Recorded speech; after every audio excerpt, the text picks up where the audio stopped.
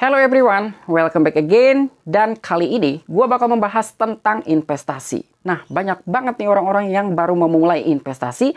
Dan masih banyak juga orang-orang di sekitar gue, di lingkungan gue yang mempertanyakan apakah investasi itu penting? Apakah investasi itu bisa membuat kita kaya gitu? Untuk bicara soal kaya atau tidak, bicara penting atau tidak, itu tergantung kalian. Karena tergantung juga dari tingkat profil risiko kalian gitu. Jadi di sini, apabila kalian bertanya sama gue, apakah investasi itu penting? Jelas, penting banget buat gue. Dan apabila kalian bertanya, apakah investasi itu bisa membuat kita kaya? Itu balik lagi sama faktor keberuntungan. Bukan berarti semua orang-orang yang melakukan sebuah investasi itu bisa menjadi kaya. Enggak kayak gitu ya. Nah, cuman di sini secara survei membuktikan orang-orang terkaya di Indonesia bahkan dunia, rata-rata beliau itu melakukan sebuah investasi gitu. Bukan hanya menabung, bukan juga hanya mengelola perusahaan ataupun bisnisnya. Dan di sini buat kalian yang baru mampir ke channel gua, selamat datang dan jangan lupa subscribe, like, comment, and share. Dan jangan lupa juga buat kalian follow Instagram gua dan linknya sudah gue sertakan di deskripsi. Dan terlepas juga buat kalian yang sudah support channel gua, yang sudah menyaksikan channel gua dari awal sampai dengan saat ini, gue ucapkan banyak-banyak terima kasih. Oke, jadi di sini gua bakal membahas jenis-jenis kelas aset ataupun jenis-jenis investasi. Di sini yang bakal gua bahas itu ada 5 jenis kelas aset ataupun jenis-jenis investasi. Cuman di sini sebelum lanjut, gue bukan berarti menjatuhkan satu sama lain antar kelas aset gitu ya. Tetapi di sini berdasarkan pengalaman gue saja. Dan di sini pun gue mau disclaimer terlebih dahulu buat kalian. Pikir Iskandar itu bukan financial advice. Jadi harap dipertimbangkan terlebih dahulu. Oke, jadi di sini kira-kira kelas asetnya apa saja dan kira-kira kelas aset mana yang terbaik saat ini. Nah, jadi di sini ada 5 yang bakalan gue bahas. Yang pertama itu ada saham, yang kedua ada emas ataupun gold, yang ketiga ada obligasi, yang keempat itu ada properti, dan yang terakhir ada cryptocurrency. Oke, jadi dari kelima kelas aset tersebut pastinya tingkatan risikonya itu berbeda-beda. Dan sebelum kalian memulai, kalian harus pahami dulu diri kalian.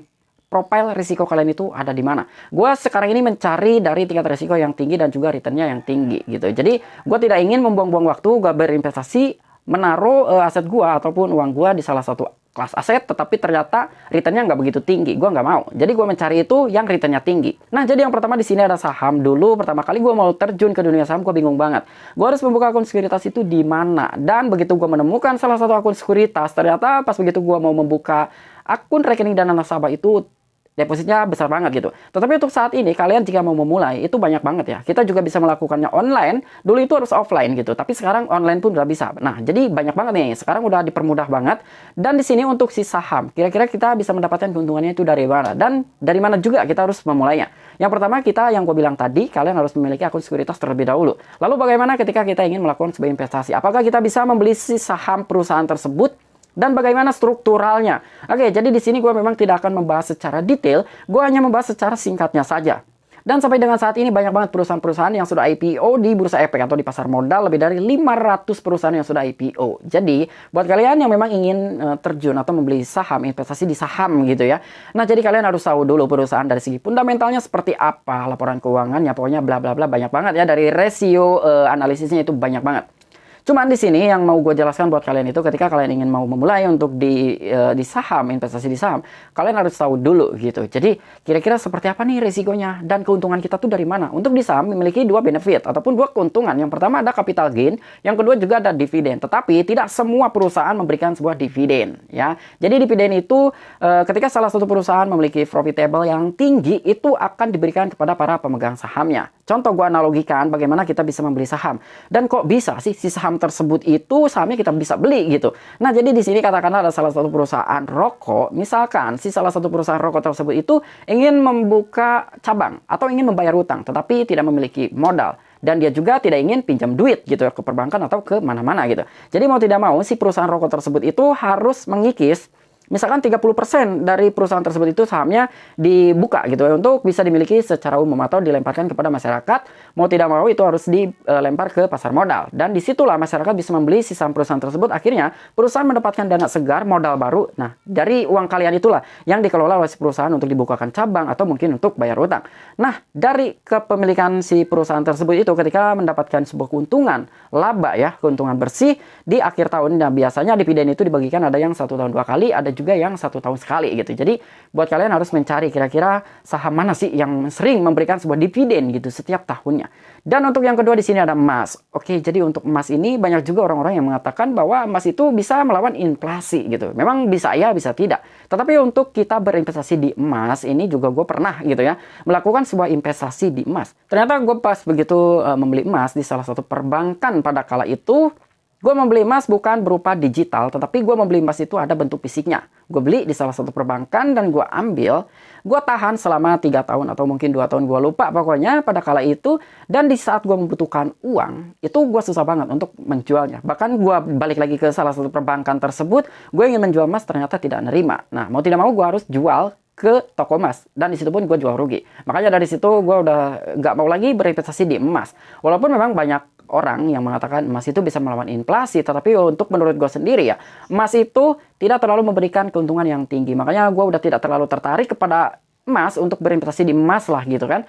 Nah, jadi di sini gua udah meninggalkan emas walaupun beberapa orang telah menyatakan bahwa emas itu aman. Dan memang emas itu udah ada sejak berabad-abad gitu, udah lama banget. Tapi gue tidak terlalu tertarik dengan emas karena keuntungannya kecil. Gue mencari investasi itu yang memberikan sebuah keuntungan yang tinggi atau return yang tinggi. Next, di sini ada obligasi. Nah, untuk obligasi itu apa? Obligasi itu sebenarnya surat utang ya. Dan sekarang pun ada yang sedang terjadi gitu ya, di mana salah satu beberapa negara, Jepang dan juga China itu memiliki obligasi dari negara Amerika Serikat. Dan sekarang pun rumornya Amerika Serikat itu tidak bisa atau tidak mampu membayar utang gitu ya. Nah, di situ pun untuk obligasi banyak banget nih dari sektor-sektornya gitu. Ada obligasi konvensional, ada juga retail, ada pemerintahan, pokoknya banyak banget ya. Dan untuk obligasi itu returnnya tinggi. Kita hanya mendapatkan dari bunganya saja. Bunganya pun tidak terlalu tinggi, makanya gue tidak terlalu tertarik untuk di obligasi. Lagi pula gue belum pernah gue berinvestasi di obligasi. Karena apa? Untuk obligasi, ya untuk di retail memang kita bisa memulainya dengan 1 juta rupiah untuk kita melakukan sebuah investasi obligasi gitu. Tetapi gue tidak terlalu tertarik karena daripada gue membeli obligasi atau berinvestasi di obligasi, gue lebih baik reksadana atau mungkin deposito gitu. Itu udah jelas. Karena untuk di obligasi itu risikonya tinggi. Tetapi untuk deposito dan juga reksadana itu tidak terlalu tinggi risikonya, tetapi keuntungannya pun tidak terlalu besar. Dan next di sini untuk yang keempat ada properti. Wow, ini menarik banget untuk properti. Sebetulnya di properti ini banyak banget ya. Kita bisa membeli apartemen, kita bisa membeli tanah, kita bisa membeli rumah gitu.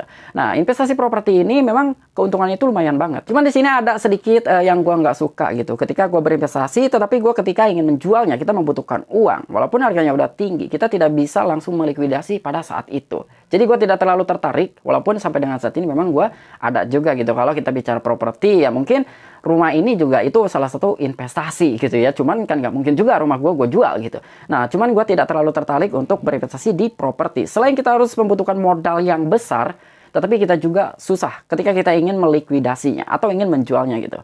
Nah, untuk yang terakhir di sini ada cryptocurrency. Wah, ini buat para pecinta cryptocurrency ini mantap banget nih ya. Nah, untuk cryptocurrency di sini fluktuasinya itu sangat tinggi sekali. Mungkin banyak orang-orang yang kena mental ketika baru terjun memulai berinvestasi di cryptocurrency. Baru saja 1 menit kita memulai investasi, tiba-tiba harganya belum gitu, anjlok. Orang-orang kena mental gitu. Nah, jadi dari tingkat mental kalian juga harus dipertimbangkan gitu. Dan untuk di cryptocurrency ini paling menarik banget gitu. Dan peluang di cryptocurrency sangat tinggi sekali. Dan rata-rata aset gua atau gua menaruh uangku itu di cryptocurrency gitu, itu lebih banyak dibandingkan di saham gitu ya. Gua memiliki investasi atau aset gue di saham itu gue taruh hanya sekian persenan saja. Tetapi untuk di cryptocurrency ini rata-rata aset gue itu gue simpan di cryptocurrency. Karena apa? Gue di sini memiliki pandangan gue sendiri dan menurut gue dari kelima kelas aset yang terbaik itu adalah cryptocurrency. Kenapa gue bisa menyatakan seperti itu? Karena yang kita tahu sekarang para elit global itu udah mulai terjun dan beberapa perusahaan seperti Google, Microsoft, Apple dan beberapa perusahaan besar lainnya dan khususnya untuk para elit global sudah masuk ke dalam dunia blockchain ataupun Web3. Nah, ini yang paling gue suka. Jadi untuk cryptocurrency memiliki potensi dan juga progres yang sangat tinggi di masa depan. Bukan berarti gue menjatuhkan beberapa kelas aset yang lainnya, tetapi ini menurut pandangan gue pribadi. Sementara dari segi market cap global di industri cryptocurrency belum terlalu tinggi. Sedangkan ketika kita melihat secara pandangan secara dunia, itu orang-orang elit global belum banyak yang terjun ke dunia industri cryptocurrency. Sekarang kita bayangkan ketika para elit global sudah mulai masuk ke dunia industri cryptocurrency, otomatis uang yang begitu banyak akan dimasukkan ke dunia industri cryptocurrency. Gue rasa cryptocurrency memiliki potensi untuk bisa menjadi lebih besar lagi di masa depan. Yang kita tahu beberapa kelas aset yang lainnya dari pembahasan gue kali ini tidak ada yang memiliki teknologi secanggih cryptocurrency.